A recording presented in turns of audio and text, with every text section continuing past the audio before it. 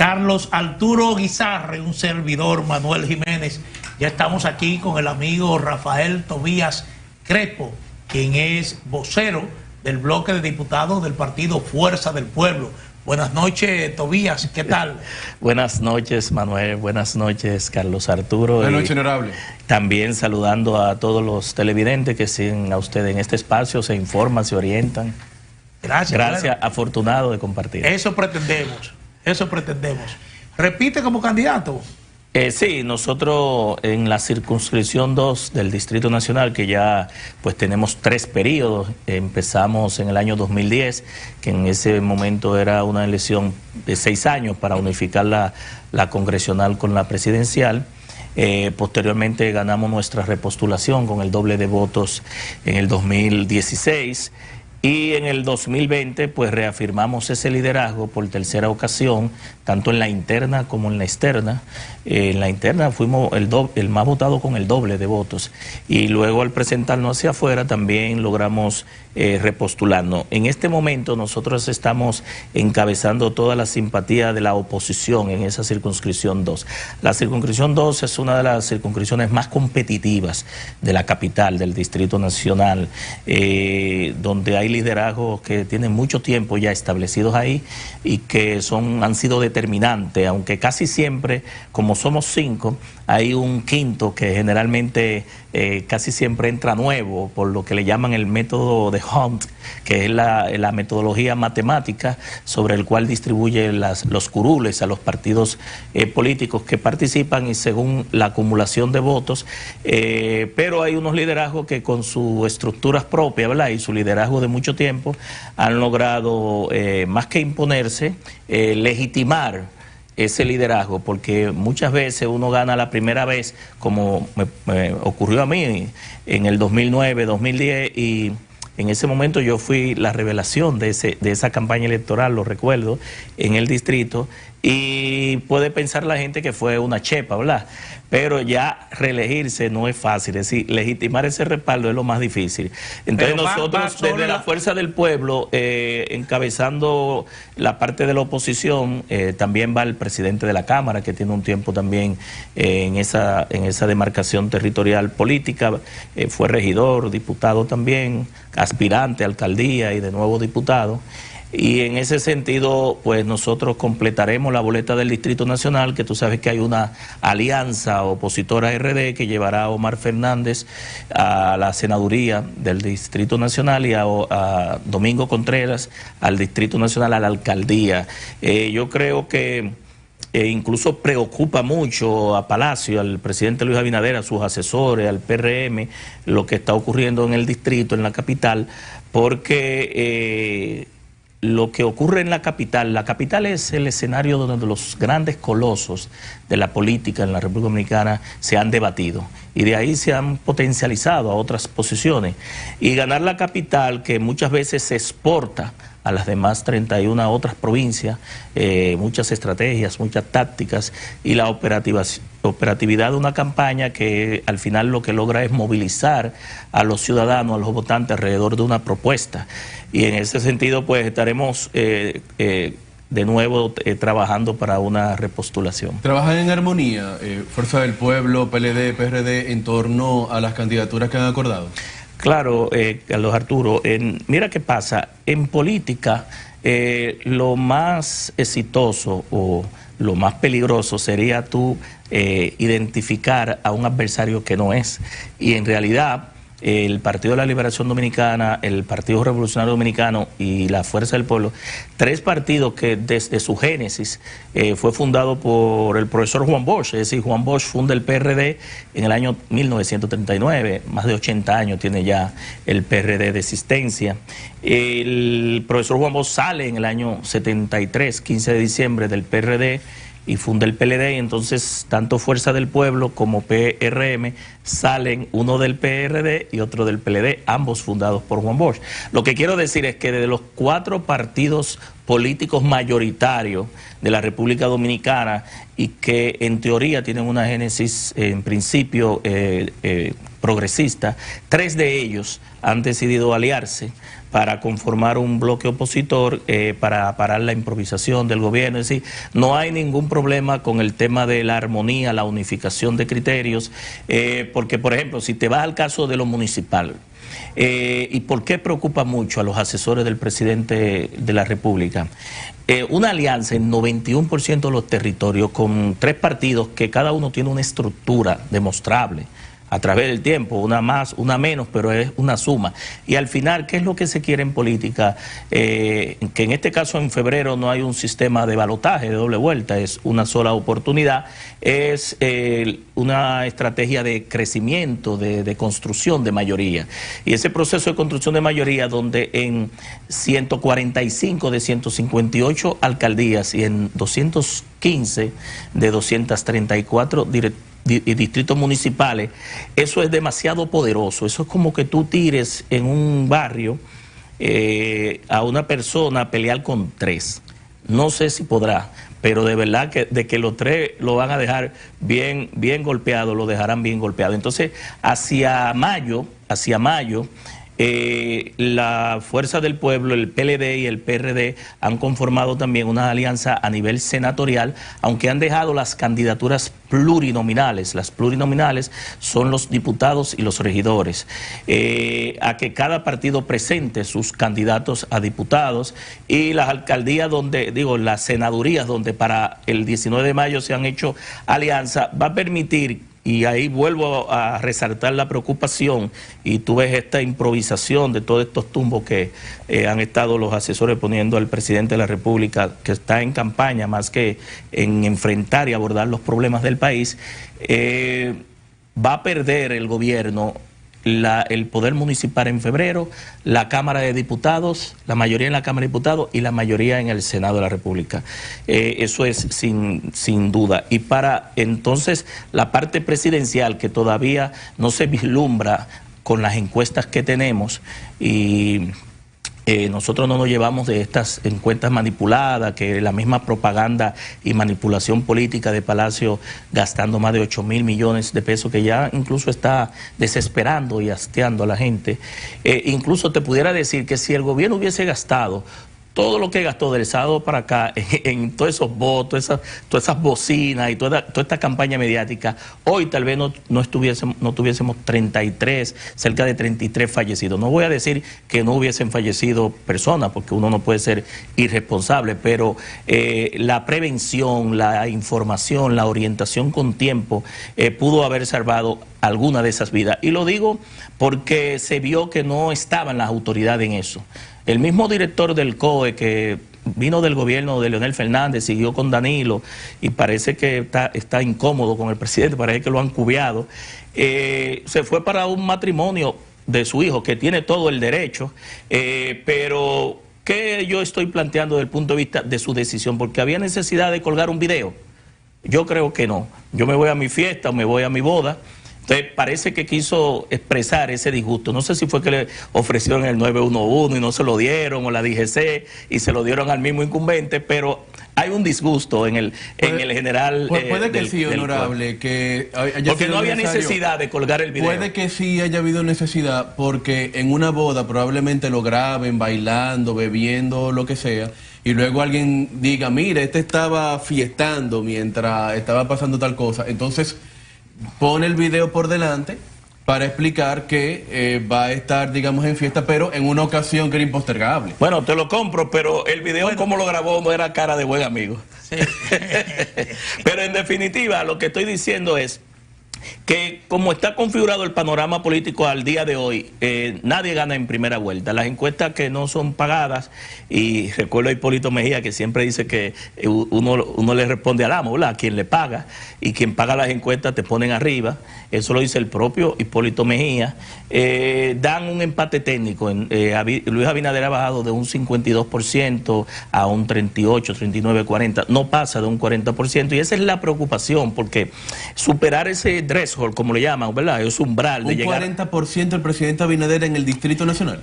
En el país entero. En el país completo. Y nosotros en el distrito estamos por encima incluso del PRM. La cantidad de obras y de infraestructura y de servicios que llevó Leonel Fernández de su gobierno en 3 periodos, tiene un liderazgo sólido en los barrios. Yo te puedo decir que tú...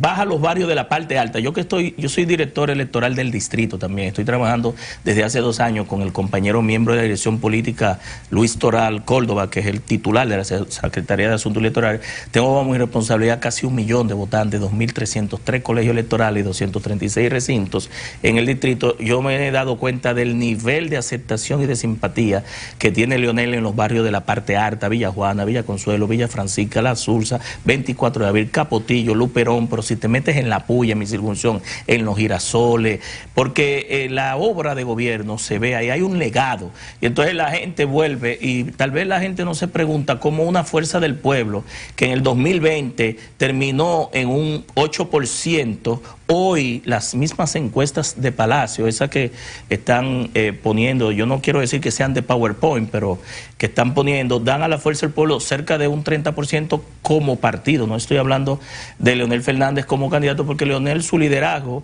y hay líderes que en realidad son así, su liderazgo sobrepasa el partido, la fuerza del pueblo. También pasó cuando estaba en el PLD.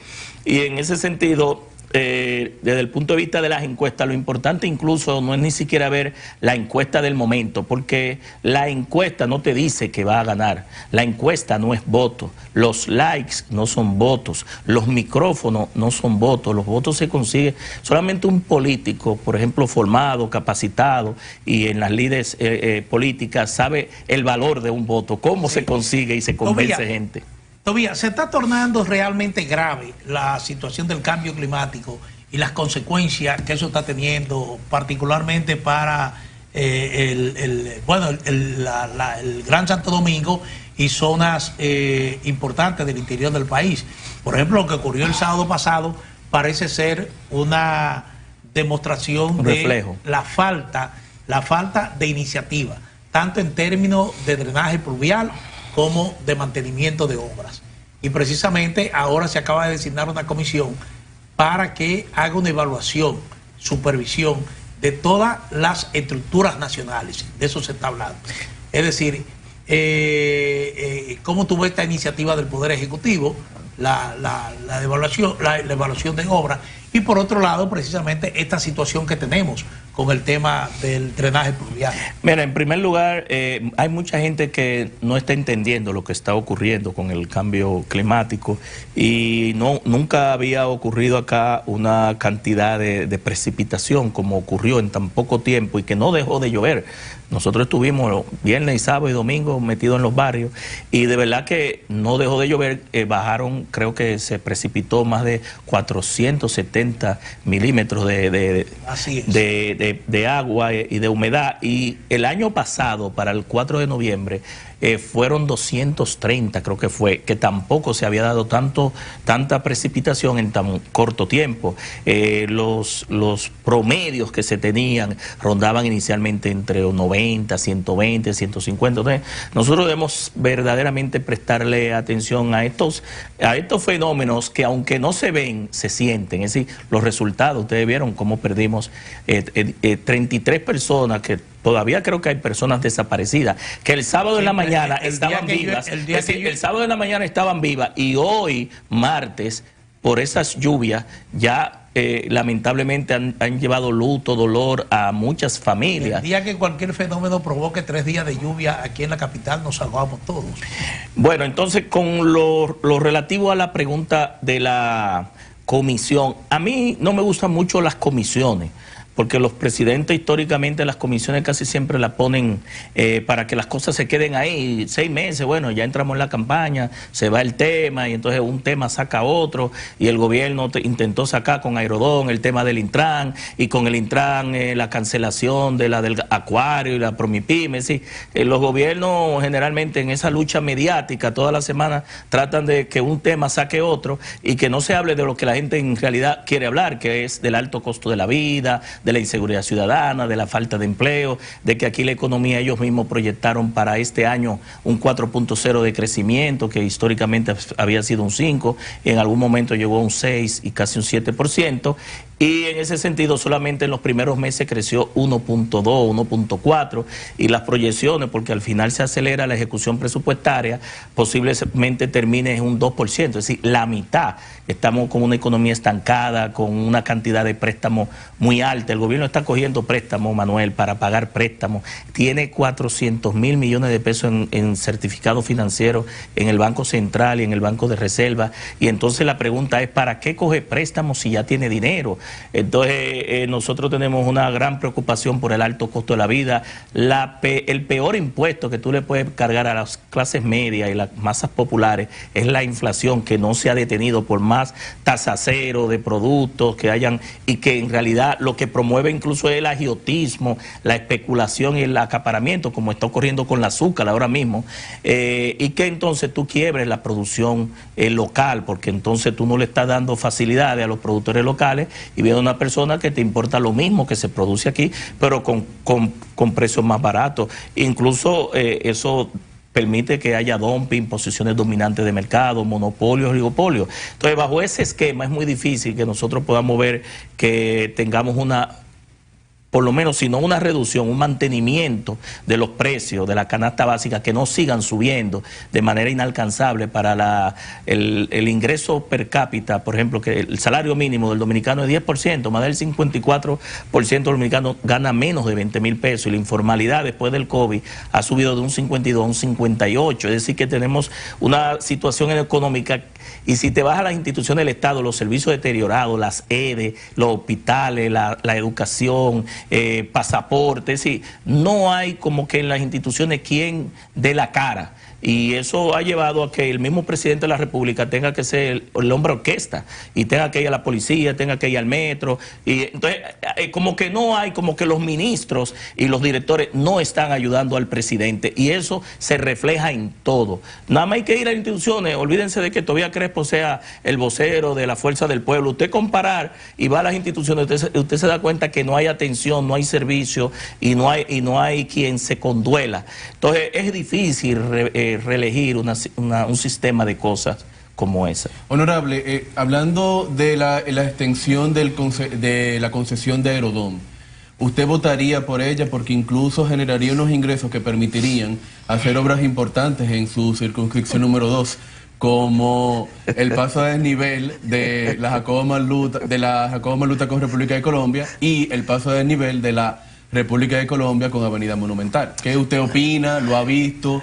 Me estoy riendo, Carlos Arturo, porque yo duré 6 años en obras públicas. Yo fui director general de tránsito terrestre del 2004 al 2010.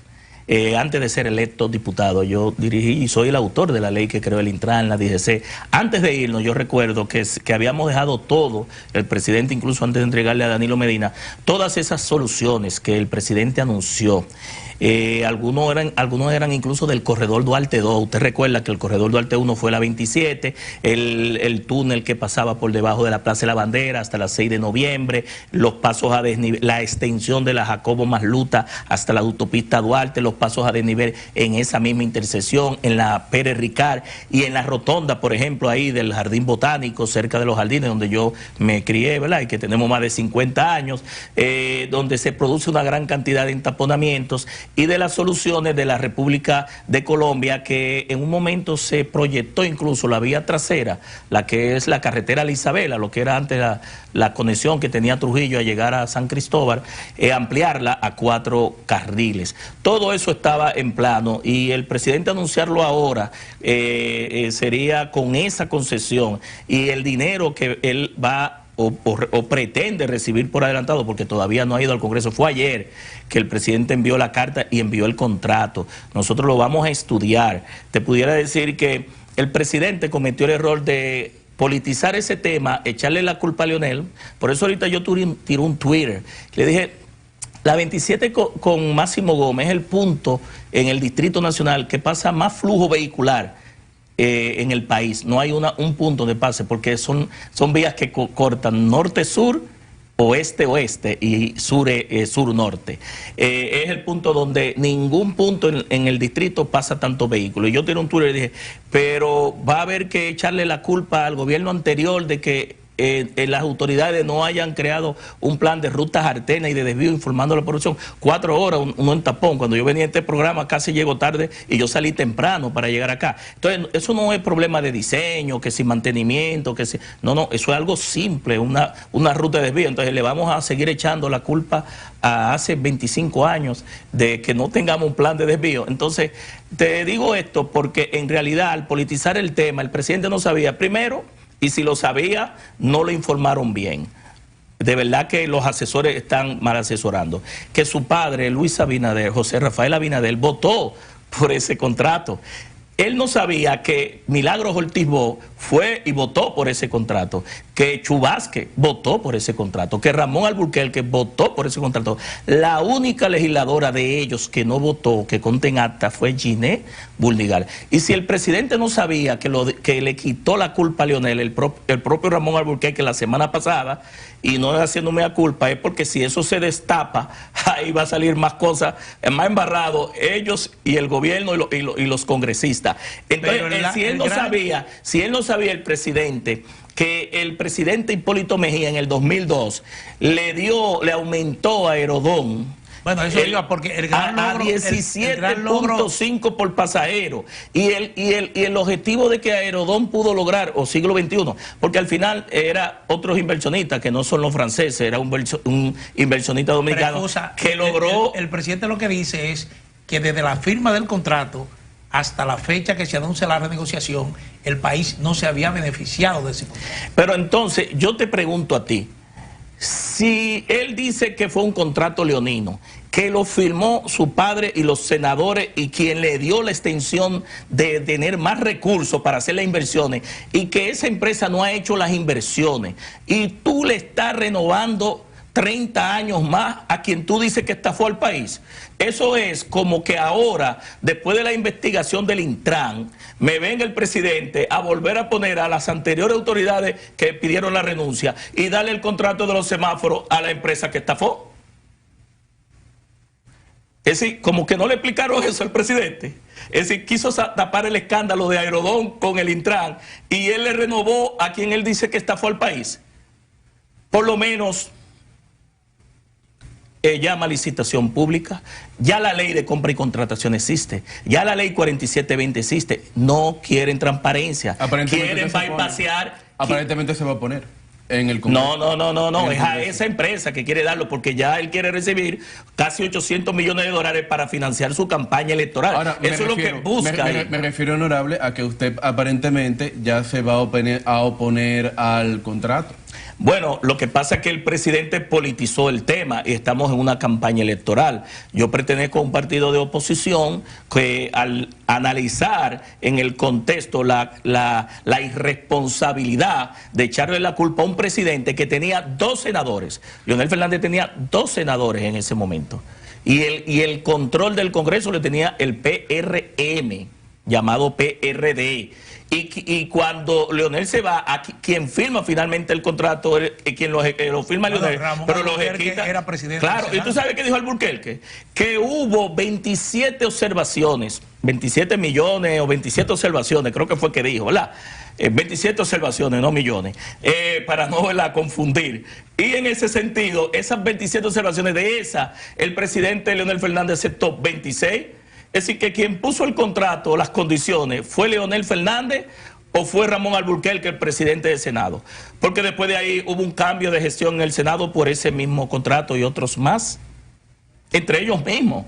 No sé si me entienden. Entonces, nosotros sí quisiéramos, Carlos Arturo, que eso se airee, se discuta, y hemos recibido, en el día de hoy, recibimos un material de este tamaño, con todas las adendas, más la carta del presidente Luis Abinader remitiendo el contrato, como debe de ser, porque tiene que pasar por el Congreso, y eso afecta las arcas, las rentas nacionales. Entonces, tú le estás dando bajo una concesión a una empresa que, de hecho, tú estás diciendo que no cumple.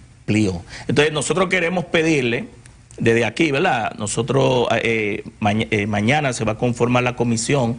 Queremos pedirle que Obras Públicas nos mande al Congreso todas las inversiones que hizo Aerodón. Porque cuando estuvo Leonel se construyeron aeropuertos y se construyeron alas del Aeropuerto Internacional de las Américas. Entonces, si el contratista no hizo las inversiones, ¿qué pasó? Porque habían varios gobiernos, ¿verdad? Y este gobierno ya tiene 3 años. De hecho, es en el 2030 que se le vence. Es decir, el presidente Abinader quiere renovar un contrato que no le corresponde a su gestión, ni siquiera a la próxima. No sé si me entiendes. ¿Y cuál es la rapidez? ¿Qué es lo que hay ahí? Te puedo decir que Leonel fue tan transparente que ahora en este Congreso, yo te puedo mandar los videos y a Manuel, nosotros pedimos 3 turnos sobre la ley de esas concesiones, porque no solamente Aerodón, ahí hay vertederos, ahí hay muelles, ahí hay una licencia de operación de un tren de aquí a Santiago, y no quieren dar los datos. Es decir, y en el Congreso nosotros pedimos a Sigmund Freud de Alianza Público-Privada que nos mandaran los contratos, dijimos que la ley no era necesaria, que había que licitar, y no se nos escuchó. Sin embargo, Leonel escuchó a todos los senadores del PRM, y de 27 observaciones se pusieron 26. Entonces, ¿quién fue que escuchó? ¿Quién hizo licitación? ¿Quién puso una comisión de consultores? El presidente no está haciendo nada de eso, no está transparentando. ¿Por qué? Porque al final, Carlos Arturo, la APPP, la Alianza Público-Privada más el fideicomiso, no es más que una forma opaca y poco transparente de regalar lo público a nivel sucesoral. Porque eso ha tenido mucho éxito en el continente, las alianzas público-privadas. Bueno, después en un programa yo te explicaré todo lo que está pasando en la alianza público-privada y en fideicomiso aquí. Te puedo decir, por ejemplo, los corredores.